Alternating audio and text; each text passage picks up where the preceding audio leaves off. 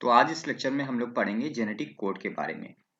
इससे पहले कि मैं आप सबको आगे नेक्स्ट लेक्चर में प्रोटीन सिंथेसिस की मैकेनिज्म के बारे में पढ़ाऊं, आपको सबसे पहले इस टॉपिक को पूरा कर लेना चाहिए जिसको आज मैं पढ़ाने जा रहा हूं, जेनेटिक कोड।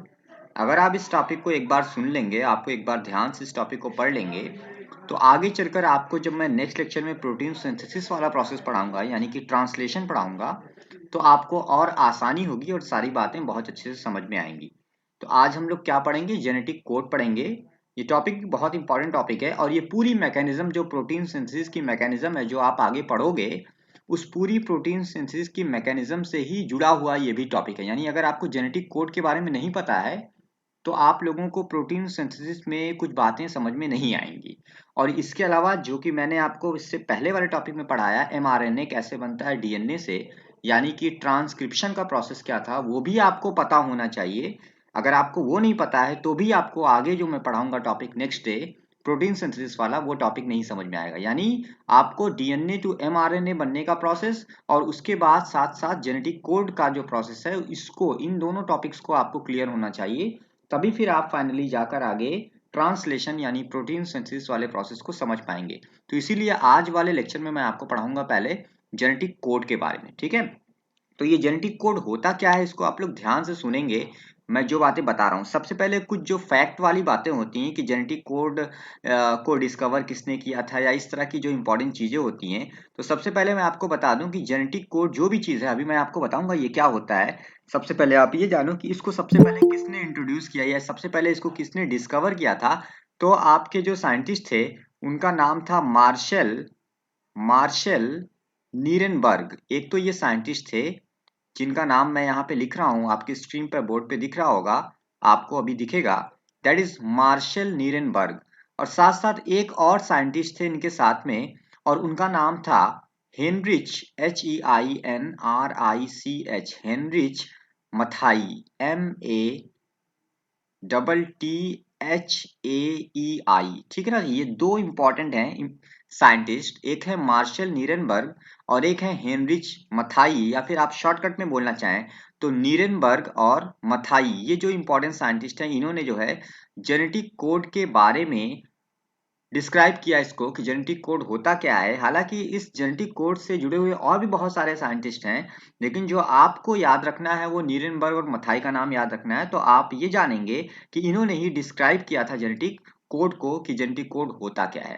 अब जैसा कि मैंने आपको लास्ट लेक्चर में, जब मैंने आपको डीएनए से एमआरएनए बनने का प्रोसेस बताया था, तो वहां पर मैंने आपको ये बताया था कि डीएनए से एमआरएनए जो बनता है उस प्रोसेस को हम लोग ट्रांसक्रिप्शन कहते हैं। और वो जो एमआरएनए बनता है, वो एमआरएनए कैसा होता है उसका डायग्राम भी मैंने आपको दिखाया था। मैंने जो एमआरएनए बनाया था डीएनए से, वो कुछ इस तरह का था। उसका जो एक एंड था वो 5 था और दूसरा वाला जो एंड था वो 3 था। उसके बनने का डायरेक्शन था 5 से 3। ठीक है ना? ये एमआरएनए का डायग्राम है जो कि आपने लास्ट लेक्चर में बहुत अच्छे से समझा है। लेक्चर पड़ी हुई है यूट्यूब पे, आप उसको देख भी सकते हैं। ठीक है? तो एमआरएनए जो होता है ना बेटा, इसी एमआरएनए से जुड़ा हुआ ही टॉपिक है ये जेनेटिक कोड वाला। अब ये होता क्या है? देखो, आप सबको पता है कि चाहे वो जीएनए हो, आरएनए हो, ठीक है ना, वो सब न्यूक्लियोटाइड से बने होते हैं। सबके अंदर क्या होते हैं? न्यूक्लियोटाइड्स होते हैं, बेस पेयर्स होते हैं। तो बिल्कुल एमआरएनए पर भी बेस पेयर्स होते हैं। ये जो एमआरएनए पर बेस पेयर्स होते हैं, इन्हीं बेस पेयर से ही जेनेटिक कोड की बात चालू होती है। यानी कि जो बेस पेयर एमआरएनए पर पाए जाते हैं, यानी जो न्यूक्लियोटाइड्स एमआरएनए पे पाए जाते हैं, ये न्यूक्लियोटाइड्स क्या होते हैं? ये न्यूक्लियोटाइड्स आगे चलकर एक स्पेसिफिक सीक्वेंस बनाते हैं, और वो जो स्पेसिफिक सीक्वेंस होता है, वही स्पेसिफिक सीक्वेंस जो है आगे चलकर किसी एक खास अमीनो एसिड को कोड करता है। ठीक है? तो मैं आपको बता रहा हूं, अभी मैं स्लाइड ओपन कर रहा हूं, स्लाइड ओपन हो रही है। ठीक है? तो आप ये जानो कि एमआरएनए किससे बना हुआ है? न्यूक्लियोटाइड से मिलकर बना हुआ है। एमआरएनए में बहुत सारे न्यूक्लियोटाइड्स होते हैं, और ये जो न्यूक्लियोटाइड्स होते हैं, ये न्यूक्लियोटाइड्स एक खास सीक्वेंस की फॉर्म में जो है होते हैं। ये न्यूक्लियोटाइड्स एक खास सीक्वेंस की फॉर्म में होते हैं। ठीक है ना? और वो जो सीक्वेंस होता है न्यूक्लियोटाइड्स का, वो एक स्पेसिफिक अमीनो एसिड को बनाने के लिए रिस्पॉन्सिबल होता है। ठीक है? ये कैसे? अब मैंने आपको फिर से एक डायग्राम दिखा देना है। जैसे बच्चों, मान लो ये मैं आपके सामने जो बना रहा हूं, दिस इज mRNA। ये मैंने क्या बना दिया लंबा सा, ये मैंने बना दिया mRNA। अब इस mRNA पे क्या है, न्यूक्लियोटाइड्स है। आपको पता है mRNA पे क्या होते हैं, न्यूक्लियोटाइड्स होते हैं। तो ये मैंने न्यूक्लियोटाइड्स बना दिए। ये क्या है, ये सारे न्यूक्लियोटाइड्स है, ठीक है ना। मैं इस तरह से इसको बना रहा हूं ताकि आपको समझ में आए। मैं तीन तीन न्यूक्लियोटाइड्स को एक साथ दिखा रहा हूं और जो बगल के तीन न्यूक्लियोटाइड्स हैं उनको अलग दिखा रहा हूं, ठीक है ना। इसलिए ताकि आपको जेनेटिक कोड वाला टॉपिक समझ में आए, इसलिए मैं ऐसा कर रहा हूं। हालांकि ऐसा कुछ नहीं होता कि सारे न्यूक्लियोटाइड तीन तीन के न्यूक्लियोटाइड्स में होते हैं, उनके बीच में गैप होता है। गैप नहीं होता है, पर मैं गैप करके दिखा रहा हूँ। ये जो मैं आपके सामने दिखा रहा हूँ, ये सारे क्या हैं, ये सब न्यूक्लियोटाइड्स हैं। ये सारे न्यूक्लियोटाइड्स हैं। mRNA पर न्यूक्लियोटाइड्स हैं, यानी बेस पेयर हैं, नाइट्रोजनस बेस पेयर्स है, नाइट्रोजनस बेसेस है, ठीक है ना। अब आप जानते हो आरएनए में क्या होता है, एडेनिन होता है, ग्वानिन होता है, यूरेसिल होता है और साइटोसिन होता है। थायमिन नहीं होता, क्योंकि आप जानते हो डीएनए नहीं है, ये आरएनए है, और आरएनए में थायमिन की जगह पर यूरेसिल होता है, ठीक है ना। अब mRNA पे ये जो बेस हैं या फिर ये जो न्यूक्लियोटाइड्स हैं, सीक्वेंसेस हैं, ये सीक्वेंसेस जो हैं, ये सीक्वेंसेस आगे चलकर एक खास तरह के अमीनो एसिड को, अमीनो एसिड मीन्स क्या, कि प्रोटीन का जो मोनोमर होता है, प्रोटीन की जो बिल्डिंग ब्लॉक्स होते हैं, प्रोटीन जिनसे बनता है वही तो अमीनो एसिड्स होते हैं ना। तो उन अमीनो एसिड्स को बनाने के लिए, उनको कोड करने के लिए रिस्पॉन्सिबल होते हैं कौन, ये जो mRNA पर ये जो न्यूक्लियोटाइड्स के सीक्वेंसेस हैं, ठीक है ना। तो फॉर एग्जांपल जैसे कि मैंने यहाँ पर लिख दिया AUG, फिर मैंने यहाँ पे लिख दिया GAU, मैंने यहाँ पे लिख दिया CAG, कुछ भी मैंने लिख दिया, ठीक है ना, GAA, ठीक है ना। इस तरह से मैंने यहाँ पर CCG, ठीक है ना, UUA, इस तरह से मैं लिखता चला रहा हूँ। तो ये सारे क्या हैं, ये सारे न्यूक्लियोटाइड्स हैं। और ये न्यूक्लियोटाइड्स जो हैं, ये न्यूक्लियोटाइड्स किसी एक स्पेसिफिक अमीनो एसिड मीन्स आपको पता है अमीनो एसिड टोटल 20 टाइप्स की होती हैं बॉडी के अंदर, लिविंग ऑर्गेनिजम्स की बॉडी में, सेल्स के अंदर अमीनो एसिड 20 टाइप्स की होती हैं।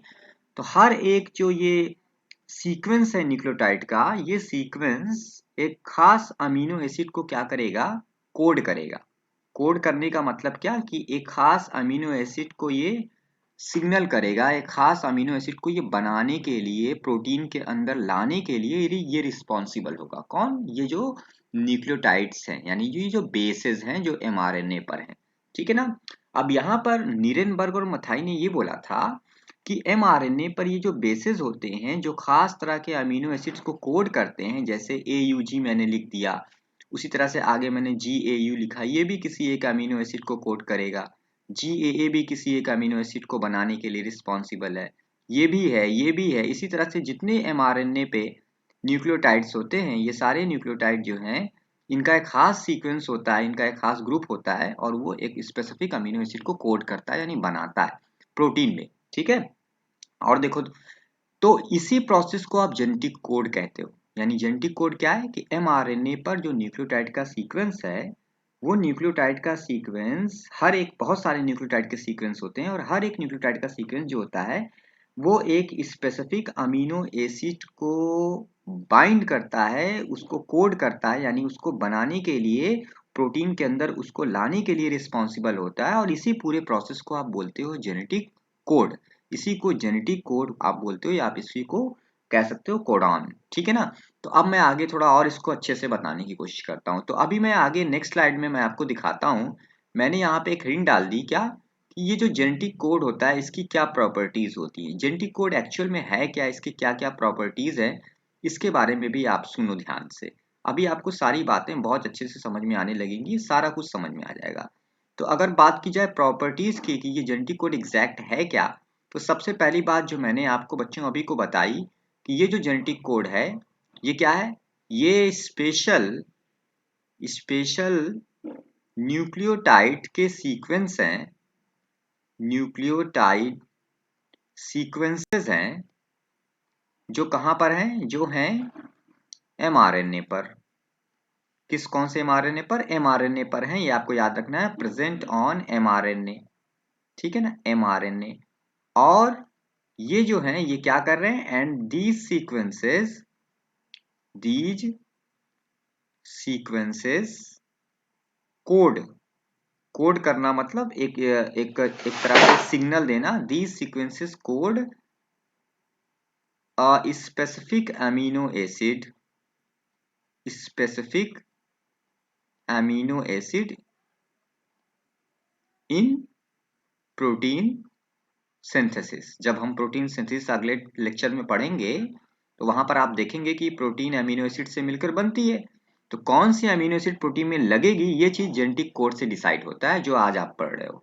तो आपने याद रखना है कि एमआरएनए पर न्यूक्लियोटाइड के सीक्वेंसेस होते हैं, और ये जो न्यूक्लियोटाइड के सीक्वेंसेस होते हैं, इन्हीं न्यूक्लियोटाइड के सीक्वेंसेस के द्वारा अमीनो एसिड्स को कोड किया जाता है, अमीनो एसिड्स को लगाया जाता है, बनाया जाता है, अमीनो एसिड को डिसाइड किया जाता है। और ये पूरा प्रोसेस जो आपका एमआरएनए पर न्यूक्लियोटाइड के सीक्वेंसेस द्वारा अमीनो एसिड को कोड करना, ये प्रोसेस कहलाता है जेनेटिक कोड।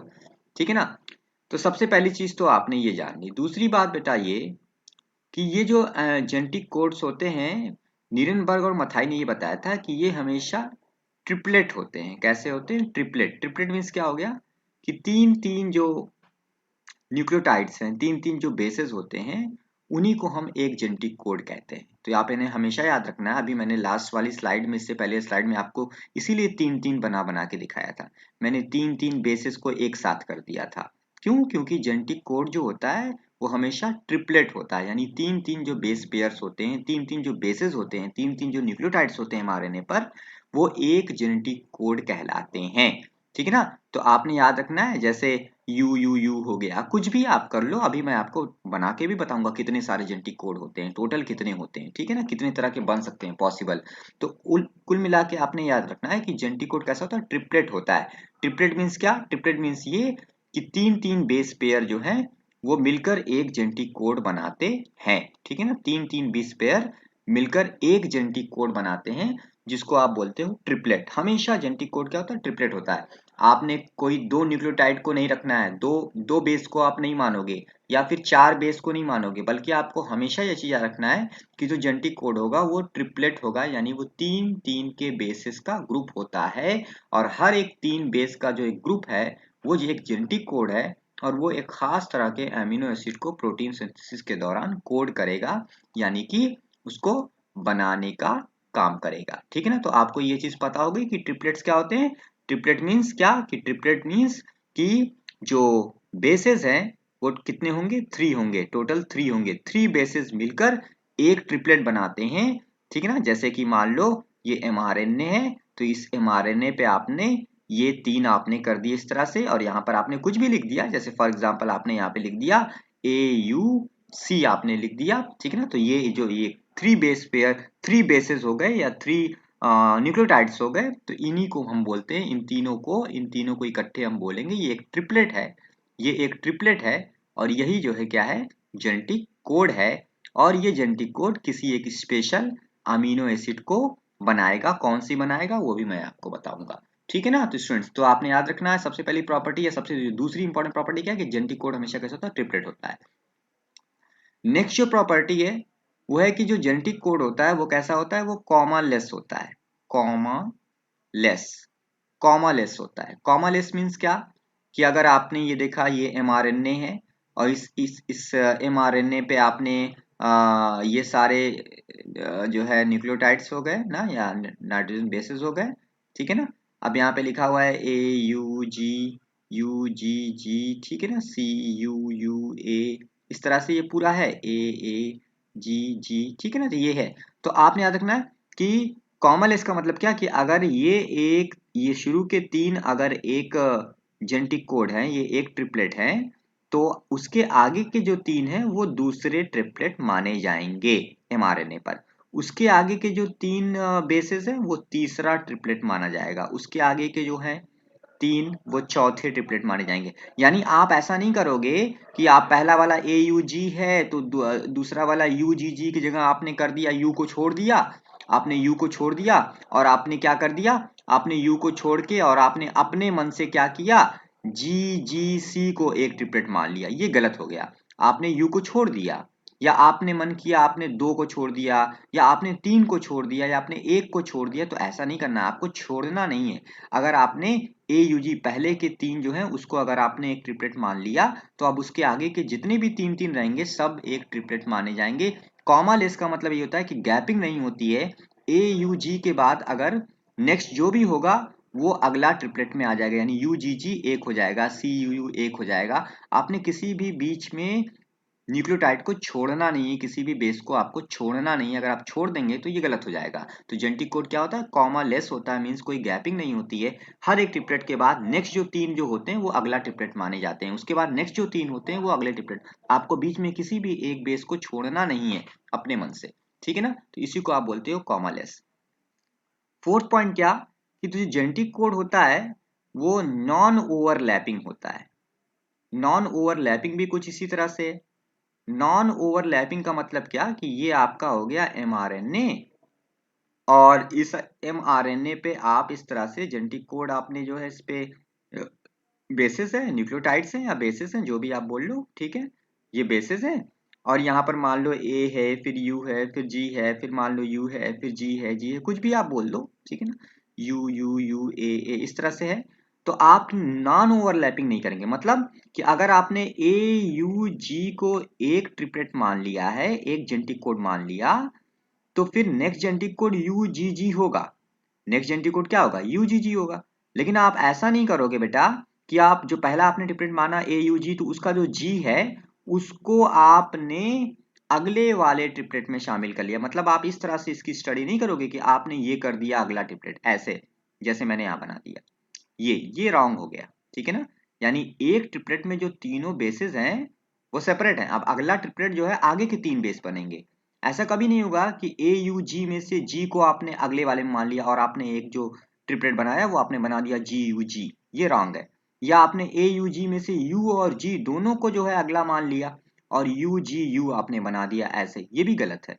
हमेशा ट्रिपलेट जो होंगे वो नॉन ओवरलैपिंग होंगे।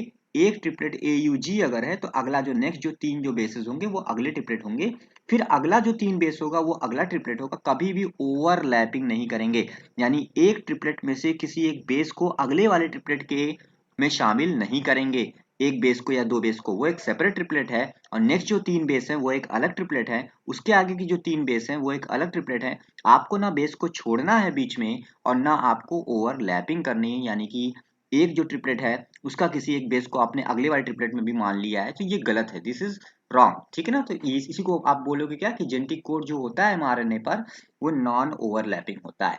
नेक्स्ट पॉइंट जो आपको याद रखना है प्रॉपर्टी में, वो है कि जितने भी जेनेटिक कोड होते हैं वो यूनिवर्सल होते हैं। यूनिवर्सल मीन्स क्या, यूनिवर्सल मीन्स कि कोई एक जेनेटिक कोड है, फॉर एग्जांपल जैसे AUG, mRNA पर AUG एक क्या है, जेनेटिक कोड है, एक ट्रिपलेट है, एक जेनेटिक कोड है। अब ये जिस अमीनो एसिड को प्रोटीन में बनाता होगा, AUG जिस अमीनो एसिड को कोड करता है, मतलब जिसको बनाता है, जिस प्रोटीन को लाने के लिए जिम्मेदार होता है, वो हमेशा यूनिवर्सल है। इट मीन्स क्या, कि AUG अगर किसी भी ऑर्गेनिज्म में आप देख रहे हो, किसी भी ऑर्गेनिज्म के RNA के अंदर आप देख रहे हो AUG है, चाहे वो ह्यूमन है, चाहे वो प्लांट है, चाहे वो कोई भी दूसरा जानवर है, ठीक है ना, कोई भी है, उसके अंदर AUG जो जेनेटिक कोड है उसके RNA में, वो AUG हमेशा एक जो अमीनो एसिड है, कौन सी अमीनो एसिड होती है, तो आपने याद रखना, मैं आपको बता देता हूँ। AUG जो होता है बच्चों, वो जिस अमीनो एसिड को बाइंड करता है या फिर जिस अमीनो एसिड को कोड करता है उसको हम बोलते हो मेथियोनीन। उसको आप क्या बोलते हो, मेथियोनीन। मेथियोनीन क्या है, एक अमीनो एसिड होती है, आपने याद किया होगा अभी कभी कभी आपने जब प्रोटीन पढ़ा होगा अपनी प्रीवियस क्लासेस में, तो आपको पता होगा कि ये एक अमीनो एसिड है, कौन, मेथियोनीन। मेथियोनीन को बनाने के लिए AUG ट्रिपलेट रिस्पॉन्सिबल है। AUG कोड जो जेनेटिक कोड है, दिस जेनेटिक कोड कोडेड किसको, मेथियोनीन को, ये मेथियोनीन को कोड करता है। हमेशा याद रखेंगे, AUG मेथियोनीन को बनाता है। AUG नाम का जो कोडॉन है या जेनेटिक कोड है mRNA पर, ये जो ट्रिपलेट है ये किसको बनाएगा, मेथियोनीन को बनाएगा। मेथियोनीन नाम के अमीनो एसिड को कोड करने के लिए, इसके सिंथेसिस के लिए ये रिस्पॉन्सिबल होता है, कौन, AUG, ठीक है ना। तो अगर AUG चाहे इंसान के अंदर हो, चाहे वो प्लांट के अंदर हो, चाहे वो किसी भी एनिमल के अंदर हो, जिसके भी अंदर AUG होगा जेनेटिक कोड उसके RNA पर, तो वो हमेशा क्या बनाएगा, मेथियोनीन ही बनाएगा। इसीलिए हम बोलते हैं कि जो भी जेनेटिक कोड होते हैं वो क्या होते हैं? वो होते हैं यूनिवर्सल। वो हमेशा यूनिवर्सल होते हैं। यानी जो जेनेटिक कोड इंसान के अंदर जैसे AUG है, तो ये अगर हमारे अंदर मेथियोनिन नाम के अमीनो एसिड को कोड कर रहा है, तो प्लांट के अंदर भी AUG मेथियोनिन को ही कोड करेगा। किसी दूसरे एनिमल के अंदर भी AUG मेथियोनिन को ही कोड करेगा। किसी बैक्टीरिया के अंदर भी अगर AUG जेनेटिक कोड उसके RNA पर है, तो वहां पर भी वो मेथियोनिन को ही कोड करेगा। ऐसा नहीं है कि AUG हमारे अंदर मेथियोनिन बना रहा है और किसी प्लांट के अंदर वो दूसरा कोई अमीनो एसिड ग्लाइसिन बना रहा है, वैलिन बना रहा है, स्पार्टिक एसिड बना रहा है, ऐसा कुछ नहीं है। AUG जहां पर भी रहेगा, किसी भी लिविंग ऑर्गेनिज्म के अंदर उसके mRNA पर AUG अगर ट्रिपलेट रहेगा, ये अगर जेनेटिक कोड रहेगा, तो ये हमेशा क्या बनाएगा? मेथियोनिन को ही बनाएगा। तो इसीलिए मैंने यहाँ पे लिखवा दिया, बहुत इंपॉर्टेंट प्रॉपर्टी है कि जेनेटिक कोड हमेशा कैसा होता है? यूनिवर्सल होता है। ठीक है ना? तो ये जो मैंने बच्चों आपको 4-5 पॉइंट यहाँ पे बताए, सबसे पहला कि जेनेटिक कोड mRNA पर स्पेशल न्यूक्लियोटाइड्स के सीक्वेंसेस होते हैं, जो कि एक खास तरह के अमीनो एसिड को कोड करते हैं, वो अमीनो एसिड प्रोटीन सिंथेसिस में यूज होगी। अगला कि जेनेटिक कोड ट्रिपलेट होता है, यानी हमेशा mRNA पर जो बेसेस होते हैं वो 3-3 के ग्रुप में होते हैं, उन 3-3 के ग्रुप को ही हम ट्रिपलेट कहते हैं, यानी जेनेटिक कोड जो होता है वो ट्रिपलेट होता है। जेनेटिक कोड हमेशा कॉमालेस होता है। इट मीन्स कि हर एक ट्रिपलेट के बाद नेक्स्ट जो 3 जो बेसेस होते हैं उनको आप अगला ट्रिपलेट मानते हो, फिर उसके आगे जो 3 बेसेस होते हैं उनको आप अगला ट्रिपलेट मानते हो, और इसी तरह से आप mRNA पर सारे ट्रिपलेट मानते चले जाते हो। यानी आपको बीच में किसी भी बेस को छोड़ना नहीं है। ठीक है ना? इसको आप बोलोगे कि जेनेटिक कोड क्या है? कॉमा लेस है। और नेक्स्ट है नॉन ओवरलैपिंग, मतलब कि अगर आपने एक ट्रिपलेट मान लिया है mRNA पर, फॉर एग्जांपल जैसे AUG, तो फिर अब अगला जो ट्रिपलेट होगा वो इसके आगे के 3 बेसेस होंगे। आपने ऐसा नहीं करना है कि AUG का जो G है वो अगले वाले ट्रिपलेट में आप शामिल कर लो। ठीक है ना? तो हर एक ट्रिपलेट के जो 3 हैं बेसिस वो सेपरेट हैं, वो एक ट्रिपलेट है, और नेक्स्ट जो बेसिस 3 होंगे वो अगले ट्रिपलेट होंगे। आपने ओवरलैपिंग नहीं करनी है। अगला जो यहाँ पे प्रॉपर्टी था वो था यूनिवर्सल होता है जेनेटिक कोड। मीन्स क्या? कि जो जेनेटिक कोड ह्यूमन बीइंग के अंदर जिस अमीनो एसिड को कोड करेगा, वही जेनेटिक कोड किसी दूसरे ऑर्गेनिज्म, प्लांट या दूसरी एनिमल्स के अंदर भी उसी अमीनो एसिड को कोड करता है। ऐसा नहीं होता कि ऑर्गेनिज्म टू ऑर्गेनिज्म जो जेनेटिक कोड्स होते हैं वो डिफरेंट डिफरेंट अमीनो एसिड को कोड करने लगते हैं सेम जेनेटिक कोड। ऐसा नहीं होता है। वही जेनेटिक कोड चाहे जिस भी ऑर्गेनिज्म किसी भी स्पीशीज में होगा, उसके RNA पर वो जेनेटिक कोड हमेशा एक स्पेशल अमीनो एसिड को ही कोड करेगा। स्पीशीज बदलने से अमीनो एसिड चेंज नहीं हो जाएगी। ठीक है ना? ठीक है, तो इतना हो गया। नेक्स्ट जो प्रॉपर्टी है वो प्रॉपर्टी आपने बहुत अच्छे से याद रखनी है कि प्रोटीन बनाने के दौरान mRNA पे जो सबसे पहला जेनेटिक कोड होता है, सबसे पहला जो जेनेटिक कोड होता है, ये बहुत इंपॉर्टेंट है, वो हमेशा होता है AUG। mRNA पर सबसे पहला जो जेनेटिक कोड माना जाता है, सबसे पहला जो ट्रिपलेट माना जाता है, वो माना जाता है किसको? AUG को। AUG को, यानी AUG जो है mRNA पर जहां पर भी रहेगा वहीं से हम ट्रिपलेट बनाना मानना चालू करेंगे, ट्रिपलेट काउंट करना चालू करते हैं। यानी AUG से अगर पहले कुछ है, AUG से अगर पहले कुछ है तो उसको हमें नहीं मानना है ट्रिपलेट।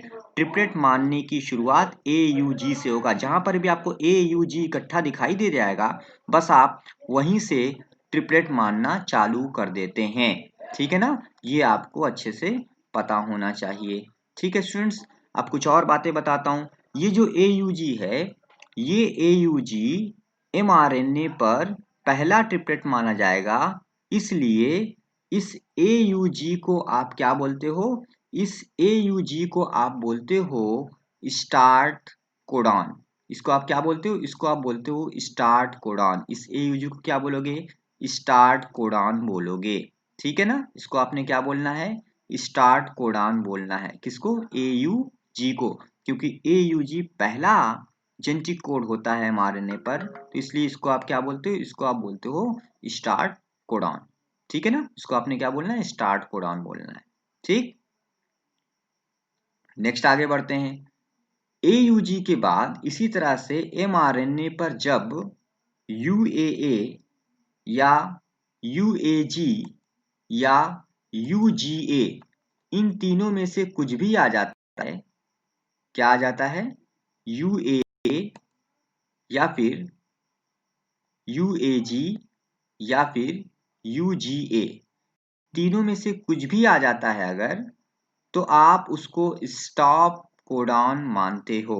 ये भी आपको याद रखना है। क्या मैंने बताया कि mRNA के ऊपर जहां पर भी कहीं पर UAA या फिर UAG या फिर UGA इन तीनों में से कुछ भी आ जाएगा, ठीक है ना, तो उसको आप क्या बोलोगे? उसको आप स्टॉप कोडॉन बोलोगे। ये भी आपको पता होना चाहिए। तो नेक्स्ट जो पॉइंट है वो क्या है कि ये जो खास तरह के सीक्वेंस हैं UAA या फिर UAG या फिर UGA, ठीक है ना, ये तीनों क्या कहलाएंगे? ये तीनों कहलाएंगे स्टॉप कोडॉन। इनको आप स्टॉप कोडॉन कहते हो। जैसे आपने AUG को क्या बोला था? Start codon. इसको आपने स्टार्ट कोडॉन कहा था, ठीक है ना, ठीक है ना, या इनको आप इनिशिएटिंग कोडॉन कहते हैं। इसी तरह से UAA UAG या फिर UGA को क्या बोलेंगे? इसको आप बोलेंगे टर्मिनेटिंग कोडॉन, या फिर आप इनको क्या बोलेंगे? आप इनको बोलेंगे स्टॉप कोडॉन। ठीक है ना, तो आपने याद रखना है। यानी कि ट्रिपलेट मानना कहां से स्टार्ट करते हैं mRNA पर? AUG से। और लास्ट ट्रिपलेट क्या मानते हैं? अगर UAA आ जाए या फिर UAG आ जाए या फिर UGA, इन तीनों में से कोई भी जो आ जाएगा पहला, बस वही लास्ट कोडॉन माना जाता है। उसके आगे जो भी होंगे बेसिस, उसको अब हम ट्रिपलेट नहीं मानते हैं, उसको हम जेनेटिक कोड नहीं मानते हैं। तो आपने बहुत अच्छे से याद रखना है कि mRNA पर AUG पहला ट्रिपलेट माना जाता है और UAA या UAG या फिर UGA में से कोई भी जो आ जाएगा सबसे पहले, उसको हम लास्ट ट्रिपलेट मानते हैं। तो पहला ट्रिपलेट यानी स्टार्ट कोडॉन जो होता है वो AUG होता है, और UAA UAG या फिर UGA में से जो भी एक आ जाएगा तो वो लास्ट कोडॉन यानी स्टॉप कोडॉन होता है, यानी वो फाइनल कोडॉन होता है। उसके बाद फिर हम आगे ट्रिपलेट नहीं मानते हैं। ये भी आपको याद रखना है। ठीक है ना स्टूडेंट्स। अगला जो पॉइंट यहाँ पर प्रॉपर्टी में आपको याद रखना है वो ये कि टोटल जेनेटिक कोड जो होते हैं, टोटल जेनेटिक कोड जो होते हैं वो टोटल होते हैं 64। यानी टोटल 64 जेनेटिक कोड होते हैं बच्चों। ये बहुत अच्छे से याद रखेंगे। टोटल 64 जेनेटिक कोड होते हैं। ठीक है ना, कितने होते हैं? 64 जेनेटिक कोड होते हैं। और इन 64 जेनेटिक कोड्स में से क्या करना है आपको कि इन 64 जेनेटिक कोड में से आपने याद रखना है कि सारे जेनेटिक कोड अमीनो एसिड्स को कोड नहीं करते। सारे जेनेटिक कोड अमीनो एसिड्स को नहीं बनाते, बल्कि इनमें से, इन 64 में से केवल और केवल कितने? 61, कितने? 61। 61 जेनेटिक कोड ऐसे होते हैं, 61 कोडॉन ऐसे होते हैं जो क्या करते हैं? जो अमीनो एसिड को कोड करते हैं। क्या करते हैं? अमीनो एसिड को क्या करते हैं? कोड करते हैं, यानी अमीनो एसिड को प्रोटीन के अंदर लाते हैं। ठीक है ना। जबकि तीन जो बचेंगे 61 में से, 61 और जो तीन बचेंगे बेटा, 3 ऐसे जेनेटिक कोड होते हैं जो क्या करते हैं? जो किसी भी अमीनो एसिड को कोड नहीं करते। ठीक है ना। वो क्या होते हैं? वो नॉन कोडिंग होते हैं। कैसे होते हैं? Non coding. तो नॉन कोडिंग मीन्स क्या? नॉन कोडिंग मतलब क्योंकि वो किसी भी अमीनो एसिड को कोड नहीं कर रहे हैं, तो इसलिए उनको नॉन कोडिंग कहा जाता है। ठीक है ना। और 61 ऐसे होते हैं जो अमीनो एसिड्स को क्या करते हैं? कोड करते हैं। ठीक है ना, ये भी आपको याद रखना है। चलिए इसी को हम लोग आगे नेक्स्ट स्लाइड में अच्छे से पढ़ते हैं। मैंने आपको क्या बताया? मैंने आपको बताया ये कि ये जो अमीनो एसिड्स होते हैं, ये अमीनो एसिड टोटल कितने होते हैं? 64 होते हैं। अब इन 64 में से 61 अमीनो एसिड ऐसे होते हैं जो कोडिंग करते हैं। कोडिंग मीन्स क्या? कि वो अमीनो एसिड्स को बनाने के लिए रिस्पॉन्सिबल होते हैं, अमीनो एसिड्स को कोड करते हैं, अमीनो एसिड्स को बाइंड करते हैं। ठीक है ना, उनको लाते हैं। ठीक है ना। और जो तीन बचे वो तीन नॉन कोडिंग होते हैं, मीन्स वो किसी को भी जो है कोड नहीं करते। वो किसी भी अमीनो एसिड को कोड नहीं करते। कौन? जो तीन होते हैं। अब वो तीन कौन से हैं वो आपने याद रखना है। वो तीन वही हैं, वो तीन वही अमीनो एसिड्स हैं जो मैंने आपको पिछली स्लाइड में बताया था कि UAA, UAG और UGA जो स्टॉप कोडॉन होते हैं mRNA पर, जहां पर भी UAA, UAG या फिर UGA आ जाएगा वहीं पर प्रोटीन बनने का प्रोसेस बंद हो जाता है। ठीक है ना। तो यही UAA, UAG और UGA जो कि स्टॉप कोडॉन है, यही बेटा नॉन कोडिंग भी होते हैं। ठीक है ना। कौन कौन से? UAA, UGA, UAG। ठीक है ना, ये तीनों। ठीक है। तो इसीलिए इन तीनों को हम क्या बोलते हैं? हम इन तीनों को बोलते हैं नॉनसेंस कोडॉन। इनको और क्या बोला जाता है? इनको बोला जाता है नॉनसेंस कोडॉन। किनको? यूएए, यूजीए, यूएजी। क्यों? क्योंकि ये किसी भी इस अमीनो एसिड को कोड नहीं करते। कोई भी अमीनो एसिड को प्रोटीन के अंदर लाने में इनका कोई रोल नहीं होता, इसलिए इनको नॉनसेंस कोडॉन कहा जाता है। तो आपने नॉनसेंस कोडॉन याद रखना है। जो ये नॉनसेंस कोडॉन है यही स्टॉप कोडॉन भी होते हैं। नॉनसेंस कोडॉन ही क्या होते हैं? स्टॉप कोडॉन होते हैं। ठीक है ना? अब आपने इसको इस तरह से फिर से मैं आपको बहुत अच्छे से समझाने की कोशिश करता हूं। देखिए अगली स्लाइड में मैं बढ़ता हूं और यहां पर मैंने क्या बना दिया? मैंने बना दिया इस तरह से एक mRNA। और इस mRNA को बनाने के बाद मैंने यहाँ पर ट्रिपलेट्स बनाने चालू किए। 3-3 के ग्रुप में मैंने यहाँ पर जो है बेसिस को दिखाना स्टार्ट किया। ठीक है ना? 3-3 के ग्रुप में बेसिस स्टार्ट किया यहाँ पे दिखाना आपको। ये बेसिस बन रहे हैं। ठीक है ना? अब देखो बेटा, अब देखो आप ध्यान से, ये इसका 5 इंड है mRNA का, ये इसका 3 इंड है। आपको पता है 5 इंड से स्टार्ट हुआ था बनना mRNA, लास्ट लेक्चर आपने पढ़ा होगा। अब मान लो फॉर एग्जांपल ये जो पहले 3 है ये क्या है? ए यू जी। ठीक है ना? फिर ये भी कुछ होंगे जी यू यू, ये भी कुछ होगा जी सी ए। ठीक है ना? ये भी कुछ होगा। ठीक है ना? A G C. ठीक है ना? इस तरह से G C A, G U U, U U U. ठीक है ना? A G C. ठीक है ना? U A A. ठीक है ना? जी सी ए, ये मान लीजिए मान। तो अब आप देखो बेटा इस mRNA पे जो पहला मैंने कोडॉन बनाया है वो बनाया है AUG। AUG। और AUG ही हमेशा mRNA पर पहला कोडॉन माना जाता है, पहला ट्रिपलेट यही माना है। अगर इससे पहले भी कुछ होता तो उसको नहीं मानते, हम AUG को ही पहला ट्रिपलेट मानते हैं। ये पहला ट्रिपलेट है। तो AUG आगे चलकर किसी एक अमीनो एसिड को कोड करेगा। और आपने मैंने आपको बता भी दिया था इससे पहले वाली स्लाइड में कि AUG जो होता है वो कौन सी अमीनो एसिड को कोड करता है? ये बनाता है मेथियोनीन। क्या बनाता है? मेथियोनीन नाम की अमीनो एसिड को बनाने के लिए रिस्पॉन्सिबल होता है, उसको कोड करता है। इसी तरह से इस mRNA पर जहां कहीं पर भी आपको स्टॉप कोडॉन दिखाई देगा, स्टॉप कोडॉन मैंने आपको लास्ट स्लाइड में बताया था, UAA, UGA, UAG, इन तीनों में से कोई भी तो आपने देखते जाना है। ठीक है ना? तो सबसे पहले आप ये देखो कि AUG अगर पहला ट्रिपलेट, आप हमेशा AUG पहला ट्रिपलेट माना जाएगा। अब उसके बाद आगे का जो होगा, नेक्स्ट जो 3 होंगे वो दूसरा ट्रिपलेट माना जाएगा। फिर जो आगे के 3 बेसेस होंगे वो तीसरे ट्रिपलेट माने जाएंगे। फिर उसके आगे के जो 3 बेसेस होंगे वो अगले ट्रिपलेट माने जाएंगे। फिर उसके आगे के जो 3 बेसेस होंगे वो भी अगले ट्रिपलेट माने जाएंगे। आपको देखना है स्टॉप कोडॉन। आप जहां पर भी आपको स्टॉप कोडॉन दिखाई देगा बस आप वहीं तक ट्रिपलेट करेंगे। ठीक है ना? तो आप जब इस तरह से आगे बढ़ते जाएंगे तो आपको कहीं पर भी याद रखते हैं, ये बात पहले से याद रहनी चाहिए स्टॉप कोडॉन होता क्या है। तो मैंने आपको स्टॉप कोडॉन बताया है UAA, UGA और UAG। ठीक है ना? तो ये होते हैं। तो आप जब आप यहाँ पर देखो, आप लास्ट में यहाँ पर देखो UAA आ गया। अब जैसे ही UAA आ गया तो अब आपको याद रखना है UAA जो है ये स्टॉप कोडॉन होता है mRNA पर, यानी इसके आगे जो भी है अब उसको हम ट्रिपलेट नहीं मानेंगे। यही आपका जो है क्या हो जाएगा? लास्ट ट्रिपलेट हो जाएगा। This is the last triplet on mRNA। ठीक है ना? लेकिन मैंने आपको ये भी बताया कि जो स्टॉप कोडॉन होते हैं, UAA हो गया या फिर अगर UAA नहीं आया होता, कहीं पर UAG आ गया होता या UGA आ गया होता तो भी उसको लास्ट ट्रिपलेट मानते। ठीक है ना? तो ये जो ट्रिपलेट होते हैं, जो स्टॉप कोडॉन होते हैं, जैसा कि मैंने आपको लास्ट स्लाइड में बताया था स्टॉप कोडॉन, ये स्टॉप कोडॉन ही नॉन कोडिंग कोडॉन भी हैं, यानी ये नॉनसेंस कोडॉन भी हैं। ये कोडॉन लास्ट कोडॉन तो माने ही जाते हैं mRNA पर, लास्ट ट्रिपलेट तो माने जाते हैं और साथ साथ ये किसी स्पेसिफिक अमीनो एसिड को कोड भी नहीं करते। ठीक है ना? तो ये जो स्टॉप कोडॉन है UAA, ये यहाँ पर हमारे इस mRNA पर क्या है? स्टॉप कोडॉन हो गया।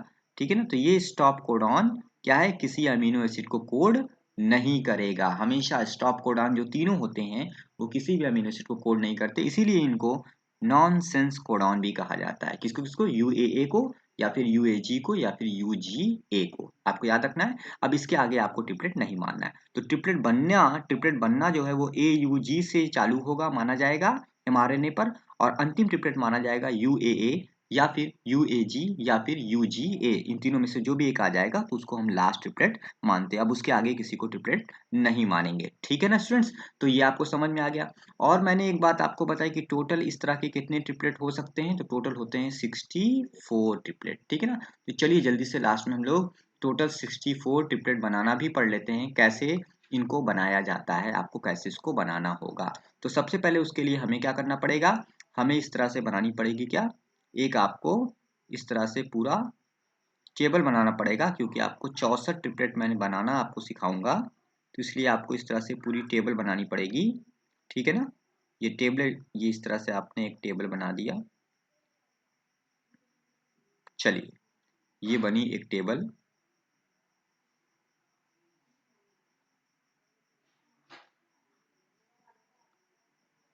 ये एक टेबल बन गई।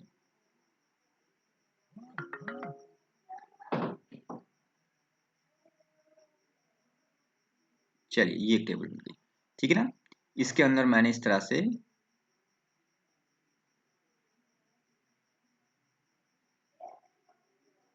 लाइन खींची,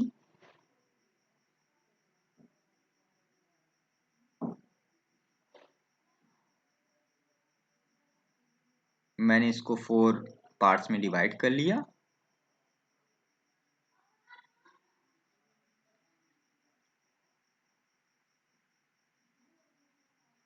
सेम इसी तरह से मैंने इस तरह से हॉरिजॉन्टल लाइन खींच ली और मैंने 4 पार्ट में डिवाइड कर लिया। टोटल आपके ये जो खाने बने ये बन गए 16, ठीक है ना। अब उसके बाद आपने क्या करना है, आपको इधर लेफ्ट साइड में आपको यहां पर क्या लिखना है, आपको यहां पर लिखना है, यहां पर आपको लिखना है first letter, first first letter, first letter, ठीक है ना। ऊपर आपको लिखना है सेकेंड लेटर, इसको आपने याद कर लेना है, बहुत अच्छे से बनाना सीख लेना है। और इधर आपको लिखना है, इधर आपको लिखना है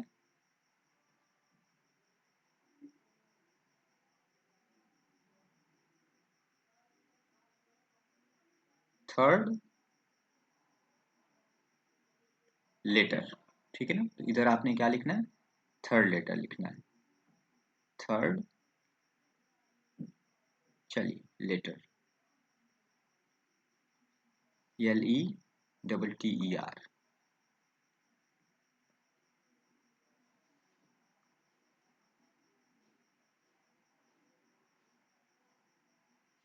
चलिए ठीक है ना, ये आपने याद रखना है अच्छे से। तो ये आपने 3 लेटर आपने इधर इस तरह से बना लिए। अब आपने क्या करना है, यहाँ पे आपको लिखना है U, यहाँ पे लिखना है C, यहाँ पे लिखना है A और यहाँ पे लिखना है G। सेम ऐसे ही आपने यहाँ करना है U C A G, ठीक है ना। और इधर आपको लिखना है U C A G और यहाँ पर भी सेम फिर से U C A G और यहाँ पर भी U C A G, ठीक है ना। और यहाँ पर भी U C A G, ठीक है ना। उमेश चंद आगरा गए, इस तरह से आपने एक बना लिया, ठीक है। अब आपको जब इतना सारा आप बना लोगे, अब आपको अंदर कोडान भरने हैं। तो कोडान भरने का प्रोसेस क्या है, कोडान कैसे भरते हैं, देखो इधर फर्स्ट लेटर आपका U है, फर्स्ट लेटर U है, फिर ऊपर से आपने सेकंड लेटर लिया U और इधर से आपने थर्ड लेटर भी क्या लिया, थर्ड लेटर पहला क्या है U है। तो पहला जो बना वो क्या बना, U U U बना, ठीक है ना। नेक्स्ट क्या बनेगा, फर्स्ट लेटर आपका फिर से U है, सेकंड लेटर आपका फिर से U है और थर्ड लेटर आप अगर आप देखोगे इधर से तो वो C है, तो आपका बना नेक्स्ट क्या, U U C। नेक्स्ट आपका फिर से फर्स्ट लेटर U है, सेकंड लेटर U है और थर्ड लेटर आप इधर से देखोगे तो वो हो जाएगा A, तो U U A हो जाएगा। फिर आप लास्ट में एक बार फिर से फर्स्ट लेटर आपका U है, सेकंड लेटर आपका U है और लास्ट इधर थर्ड लेटर आप देखोगे तो G G है, ठीक है ना। तो ये आपका पहला बन गया। इसी तरह से आपने फिर से करना है इस वाले खाने में। इधर से आपने फर्स्ट लेटर देखा U है, सेकंड लेटर आप ऊपर से देख रहे हो C है और आपने फिर थर्ड लेटर देखा राइट साइड में तो वो U है, ठीक है ना। सेम इसी तरह से फिर से फर्स्ट लेटर आपका यू है, सेकंड लेटर आपका सी है और थर्ड लेटर आपने उधर से देखा दूसरा वाला, तो वो क्या है, सी है, ठीक है ना। फिर इसी तरह से फिर से फर्स्ट लेटर आपका यू है, सेकंड लेटर आपने ऊपर से लिखा सी है और इधर से आपने थर्ड लेटर आपने देखा वो ए है, ठीक है ना। और लास्ट में फिर से इसी तरह से यू सी और इधर से आपने देखा जी है, ठीक है ना। इसी तरह से आपको सारा भर लेना है, तो मैं अब जल्दी से इसको भर देता हूँ। इधर से मैंने लिखा यू और यू यू यू यू और ऊपर से मैंने ए ले लिया, ठीक है ना, ए और इधर से मैंने ले लिया उमेश चंद आगरा गए, ठीक है ना। सेम ऐसे इधर भी यू यू यू यू और फिर ऊपर से मैंने लिया जी जी जी जी और फिर उमेश चंद आगरा गए, ठीक है। सेम ऐसे ही आपको इधर भी भरना है। इधर से आपने लिया फर्स्ट लेटर सी, ऊपर से लिया यू, इधर से आपने लिया राइट साइड से आपने ले लिया यू सी यू यू, ठीक है ना। तो इस तरह से आपने फिर से भर दिया, ठीक है ना, you U you see A जी, ठीक है ना। फिर से सी सी सी सी सी सी सी सी और यू सी ए जी, ठीक है ना। इस तरह से अगला सी सी सी सी ऊपर से आपने ए ए और इधर भी ए और लास्ट आपने इधर से लिया उमेश चंद आगरा गए, ठीक है ना। फिर से आपने सी सी सी सी ऊपर से आपने लिया जी जी जी जी और फिर उमेश चंद आगरा गए, ठीक है। फिर आपने इधर से लिया ए ए ए ए ऊपर से आपने लिया यू यू यू यू आपने इधर से लिया उमेश चंद आगरा गए, ठीक है ना। फिर आपने इधर से लिया ए, ऊपर से आपने लिया सी और राइट साइड से आपने लिया यू, फिर से आपने ए सी सी ए सी ए ए सी जी। नेक्स्ट आपने फिर से ए ए ए ए ए ए और ए और इधर से आपने लिया उमेश चंद आगरा गए, ठीक है ना। फिर आपने नेक्स्ट फिर ए ए ए ए ऊपर से आपने लिया जी जी जी जी और इधर से आपने लिया उमेश चंद आगरा गए। फिर आपने इधर से जी लिया जी जी जी ऊपर से आपने यू लिया यू यू यू फिर आपने राइट साइड से लिया उमेश चंद आगरा गए।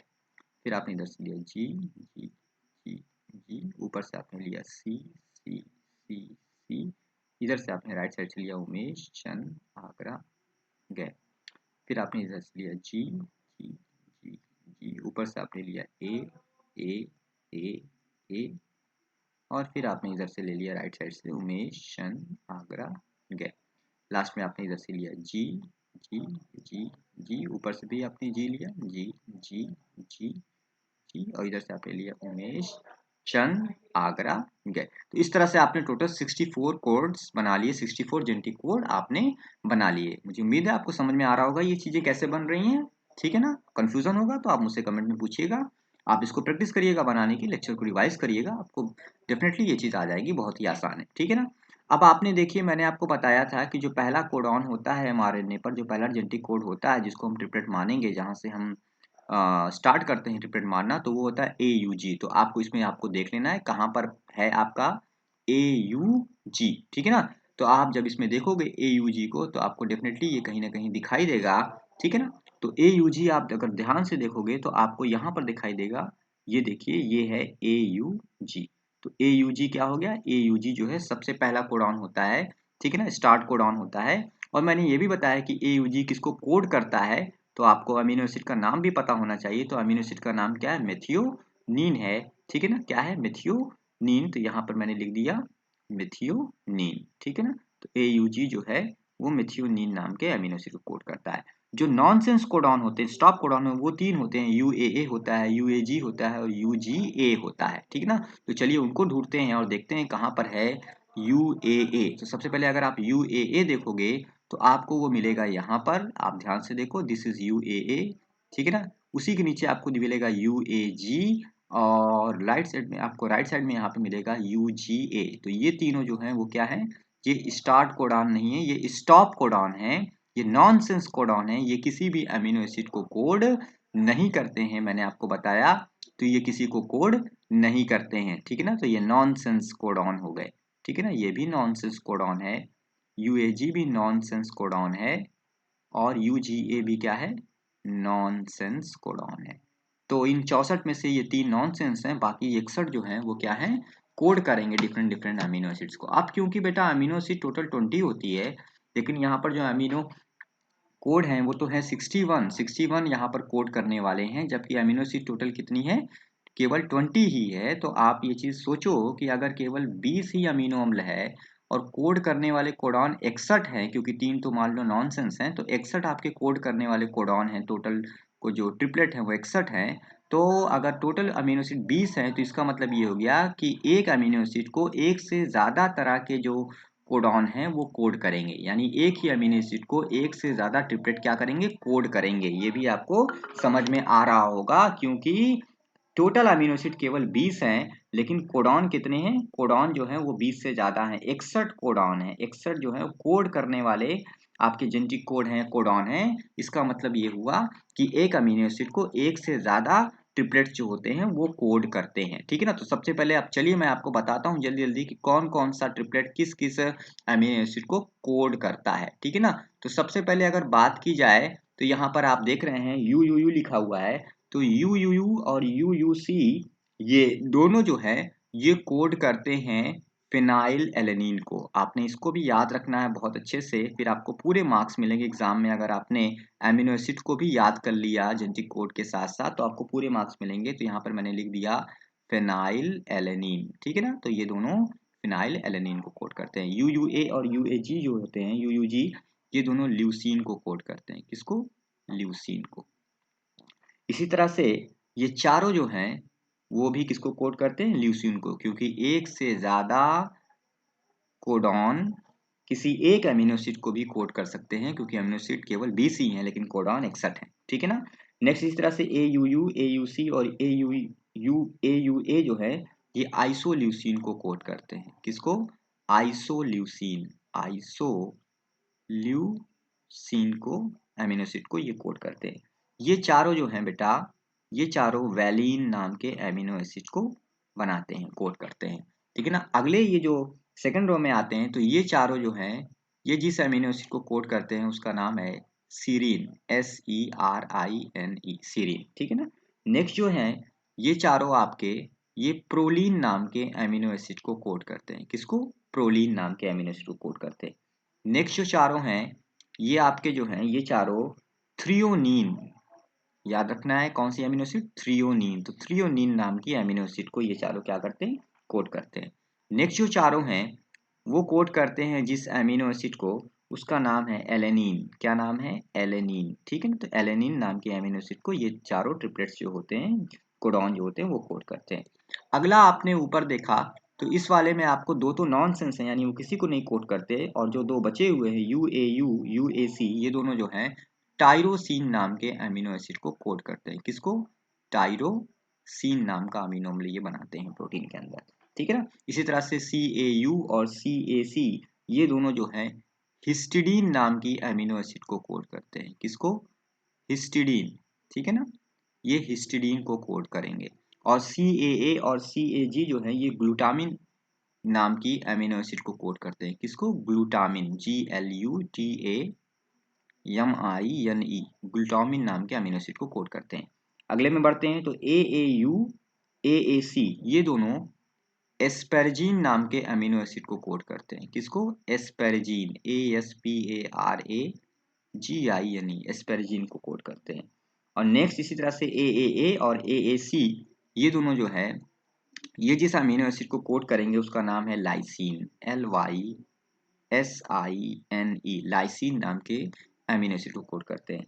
आगे बढ़ते हैं और GAU और GAC ये दोनों जो है ये जिस अमीनो एसिड को कोड करते हैं उसका नाम है aspartic acid, aspartic, ASPARTIC, aspartic acid, ये एस्पार्टिक एसिड नाम के अमीनो एसिड को बनाते हैं। इसी तरह से GAA और GAG जो है ये ग्लूटेमिक एसिड को बनाते हैं। किसको बनाएंगे, ग्लूटेमिक एसिड को। इससे पहले मैंने आपको ऊपर दिखाया था ग्लूटेमिन था, अब की बार आ गया क्या, ये दूसरा अमीनो एसिड है क्या, glutamic acid, GLUTAMIC, glutamic ACID acid, ठीक है ना। इस तरह से आगे बढ़ते हैं लास्ट में ऊपर और यहाँ पर UGU और UGC ये दोनों जो हैं ये जिस अमीनो एसिड को कोड करते हैं उसका नाम है सिस्टीन। क्या नाम है? सिस्टीन, CYSTINE, सिस्टीन नाम के अमीनो एसिड को कोड करते हैं। UGG जो है ये बेटा कोड करेगा ट्रिप्टोफैन नाम के अमीनो एसिड को, ट्रिप्टोफैन। ठीक है ना। अगर आप मार्क्स लाना चाहते हैं एग्जाम में तो आप 64 कोडान बनाना तो सीखेंगे और साथ साथ आपको हर एक कोडॉन से कौन सी अमीनो एसिड कोड कोड होती है उसका भी नाम याद कर लेना होगा, तो आपको मार्क्स पूरे मिलेंगे एग्जाम में इस क्वेश्चन के आंसर में। तो ये हो जाएगा ट्रिप्टोफैन, PHANE। ठीक है ना, ट्रिप्टोफैन। इसी तरह से ये जो चारों हैं ये आर्जिनिन नाम की अमीनो एसिड को कोड करते हैं। ये चारों जो ट्रिपलेट्स हैं, कोडॉन हैं, ये आर्जिनिन नाम की अमीनो एसिड को कोड करते हैं। ये दोनों जो हैं बच्चों ये सीरीन नाम का अमीनो एसिड जो होता है उसको कोड करते हैं। किसको? सीरीन, जिसको कि यहाँ पर भी ये चारों भी किए थे। ठीक है ना। इसी तरह से ये जो दोनों हैं ये आर्जिनिन को करेंगे। फिर से किसको करेंगे? आर्जिनिन को। अभी ऊपर के भी चारों आर्जिनिन को कर रहे थे, तो ये भी जो है ये दोनों भी जो है वो आर्जिनिन नाम की अमीनो अम्ल को कोड करते हैं, यानी उनको प्रोटीन के अंदर बनाने के लिए रिस्पॉन्सिबल होते हैं। लास्ट में ये जो चारों बचे ये चारों आपके ग्लाइसिन नाम के अमीनो एसिड को कोड करते हैं। ठीक है ना स्टूडेंट्स। तो इस तरह से आप देख रहे हैं कि ये 64 जो मैंने आपको कोडान बनाना सिखाया, इन 64 कोडान में से सबसे पहले तो 3 ऐसे हैं जो किसी को नहीं कोड करते, जिनको हम नॉनसेंस कहते हैं। और वो कौन है आपको पता है? UAA, UAG और UGA हैं। और इसके अलावा 61 जो बचे वो किसी न किसी अमीनो एसिड को कोड करेंगे। एक से ज़्यादा कोडान किसी एक ही अमीनो एसिड को भी कोड कर सकते हैं, क्योंकि अमीनो एसिड टोटल 20 ही होती है, लेकिन कोडान जो कोड करने वाले हैं ऐसे जो टोटल ट्रिपलेट्स होते हैं वो 61 होते हैं, तो इसलिए वो एक से ज़्यादा अमीनो एसिड को एक ही जो ट्रिपलेट होता है वो कोड कर सकता है। ठीक है ना। तो इस तरह से आप यहाँ पे याद करेंगे इस सारी चीज़ों को। आपको याद रखना है mRNA पर जो पहला ट्रिपलेट माना जाएगा, पहला जो जेनेटिक कोड माना जाएगा वो AUG होगा और वो मेथियोनिन को कोड करेगा। और जो लास्ट जो ट्रिपलेट होगा वो या तो UAA होगा या फिर वो UAG होगा या फिर वो क्या होगा? UGA होगा। इन तीनों में से कोई भी जो आ जाएगा वही आपका लास्ट ट्रिपलेट माना जाएगा mRNA पर। ठीक है ना, जैसा कि मैंने आपको इस फिगर में दिखाया था। ठीक है ना। तो इस तरह से आप ट्रिपलेट बनने की शुरुआत AUG से करते हैं और ट्रिपलेट जो बनाने की जो उस प्रोसेस को खत्म करना जो है वो आप UAA या फिर UAG या फिर UGA में से जो भी आ जाएगा वहां पर आप खत्म कर देते हो। ठीक है ना। यानी ये बीच में जितने भी होंगे वो सब ट्रिपलेट माने जाएंगे। स्टार्टिंग और स्टॉप कोडॉन के बीच में जितने भी आपके तीन के जो बेसेस होंगे वो सब ट्रिपलेट माने जाएंगे। ठीक है ना। UAA के बाद आप कोई ट्रिपलेट नहीं मानोगे और AUG से भी पहले कोई ट्रिपलेट नहीं मानोगे अगर होगा तो। ठीक है ना स्टूडेंट्स। तो आपको अच्छे से समझ में आ गया होगा जेनेटिक कोड के बारे में। मुझे उम्मीद है जेनेटिक कोड बनाना भी आप सीख गए होंगे। टोटल 64 जेनेटिक कोड की प्रॉपर्टीज क्या क्या होती है मैंने आपको पहली स्लाइड में ही बताया था। प्रॉपर्टीज सारी आपको याद रखनी है, इन सबको एक्सप्लेन करना है एग्जाम में। और साथ साथ आपको सबसे इंपॉर्टेंट कि सारे जो जेनेटिक कोड हैं उनको बनाना सीखना है, उन 64 को, और कौन सा जेनेटिक कोड किस अमीनो एसिड को कोड करता है ये भी आपको याद करना है, जो कि मैंने यहाँ पर आपके टेबल में बनाकर आपको दिखा दिया। इस रिगार्डिंग की किसी भी तरह की कोई कंफ्यूजन हो, कोई भी डाउट हो, कोई भी क्वेश्चन हो तो आप मुझसे कमेंट करिएगा। मैं आप सबके कमेंट का रिप्लाई भी करूंगा और आगे चलकर मैं लाइव सेशन लेके इसके बारे में फिर से एक बार डिस्कशन करूंगा, ताकि आपके कोई भी अगर फर्दर डाउट होते हैं तो वो खत्म हो जाएं।